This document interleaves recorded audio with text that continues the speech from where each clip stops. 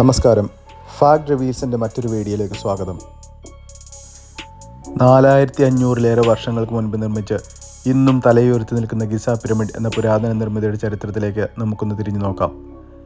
മനുഷ്യ ചരിത്രത്തിലെ തന്നെ അപൂർവങ്ങളിൽ അപൂർവമായ കാലാന്തരങ്ങളെയും കാലാവസ്ഥാ വ്യതിയാനങ്ങളെയും അതിജീവിച്ച് എക്കാലത്തും ചരിത്രാന്വേഷികളെയും സഞ്ചാരികളെയും അത്ഭുതപ്പെടുത്തുന്ന ഈജിപ്തിലെ Giza pyramid. The great pyramid of Giza എന്നും പിരമിഡ് ഓഫ് കുഫു എന്നും അറിയപ്പെടുന്ന ഈ ലോകമഹാത്ഭുതം നിർമ്മിക്കപ്പെടുന്നത് 2589 മുതൽ 2566 വരെയുള്ള 20 വർഷ കാലയളവിലാണ്. ഓൾഡ് കിങ്ഡത്തിലെ 4ാം രാജവംശത്തിൽപ്പെട്ട ഫറവോ ആയ കുഫു ആയിരുന്നു രാജ്യഭരണം കൈയാളിയിരുന്നത്.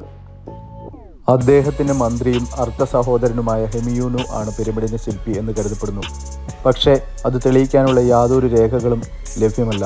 അതുകൊണ്ട് തന്നെ ദൈവീകമായ ഇടപെടലുകൾ പോലും പിരമിഡിൻ്റെ നിർമ്മാണത്തിൽ നടന്നിട്ടുണ്ട് എന്നടക്കമുള്ള ധാരാളം തിയറികളും നിലവിലുണ്ട്. മരണശേഷം കുഫുവിനെ അടക്കം ചെയ്യാനുള്ള ശവകുടീരമായാണ് പിരമിഡ് ഓഫ് ഗിസ നിർമ്മിച്ചത്. അതോടൊപ്പം തൻ്റെ ദൈവിക പരിവേഷം ജനങ്ങളിലേക്ക് എത്തിക്കുക എന്ന മറ്റൊരു ലക്ഷ്യം കൂടി അതിന് പിന്നിലുണ്ടായിരുന്നു. ധാരാളം മറ്റ് നിർമ്മിതികളെയും ഉൾക്കൊള്ളുന്ന ഒരു കോംപ്ലക്സ് ആയാണ് ഇതിൻ്റെ നിർമ്മാണം.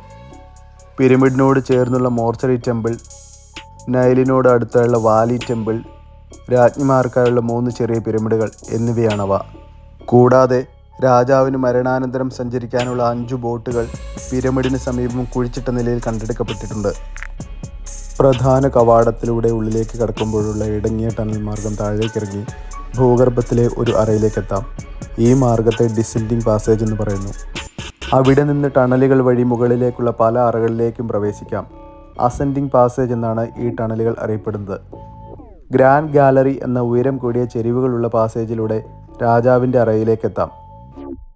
അവിടെ ചുമല നിറത്തിലുള്ള ഗ്രാനൈറ്റ് കൊണ്ടുള്ള ഒരു ശവകുടീരത്തിന് സമാനമായ രൂപമാണ് കണ്ടെത്തിയിരിക്കുന്നത്.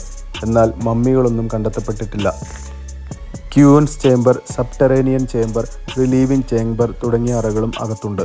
ആത്മാക്കൾക്ക് പുറത്തു പോകാൻ എന്ന് കരുതപ്പെടുന്ന വീതി കുറഞ്ഞ നക്ഷത്രങ്ങളുടെ നേരെ തുറക്കപ്പെടുന്ന ഇടനാഴികൾ രാജാവിൻ്റെയും രാജ്ഞിയുടെയും അറയിൽ നിന്ന് പുറത്തേക്ക് നീണ്ടു കിടക്കുന്നു. പ്രാദേശികമായി ലഭ്യമായിരുന്ന യെല്ലോ ലൈംസ്റ്റോൺ ഉപയോഗിച്ചാണ് പിരമിഡ് നിർമ്മിച്ചിരിക്കുന്നത്.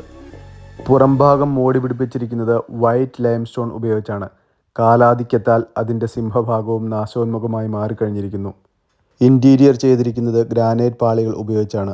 അവയിൽ ചിലതിന് 80 ടണ്ണിലേറെ ഭാരം വരും. നിർമ്മാണം തീർന്ന കാലഘട്ടങ്ങളിൽ പിരമിഡിൻ്റെ ഉയരം 146.6 മീറ്റർ ആയിരുന്നെങ്കിലും കാലക്രമേണയുള്ള ക്ഷതങ്ങൾ മൂലം ഇന്നത് 138.5 മീറ്ററിലേക്ക് ചുരുങ്ങി. 3800 വർഷക്കാലം ലോകത്തെ ഏറ്റവും ഉയരമുള്ള കെട്ടിടം എന്ന ഖ്യാതി ഗിസ പിരമിഡിനായിരുന്നു. 14ാം നൂറ്റാണ്ടിൽ ഇംഗ്ലണ്ടിലെ ലിങ്കൺ കത്തീഡ്രൽ നിലവിൽ വന്നതോടെയാണ് ആ റെക്കോർഡ് തകർക്കപ്പെടുന്നത്. സമചതുരാകൃതിയിലാണ് പിരമിഡിൻ്റെ ബേസ് എങ്കിലും ഓരോ വശവും 2ആയി തിരിച്ച് ആകാശത്ത് നിന്ന് നോക്കുമ്പോൾ 8 വശങ്ങളായി കാണപ്പെടുന്ന തരത്തിലാണ് ഇത് ഡിസൈൻ ചെയ്തിരിക്കുന്നത്.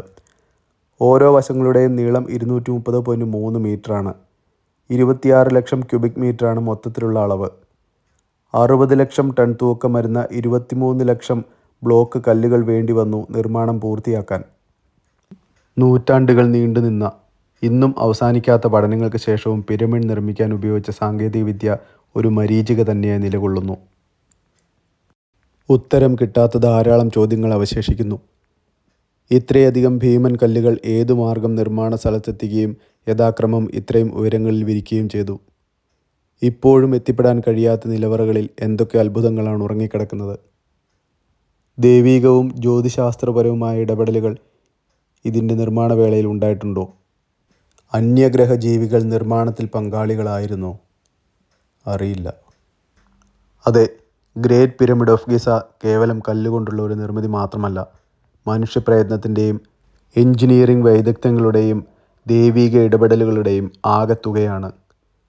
തുടർ പഠനങ്ങളിലൂടെ ഭൂതകാല രഹസ്യങ്ങൾ അറിയുക എന്നത് മാത്രമല്ല, പുരാതന കാലത്തെ ആധുനിക സംസ്കാരത്തെ മനസ്സിലാക്കുക കൂടിയാണ്.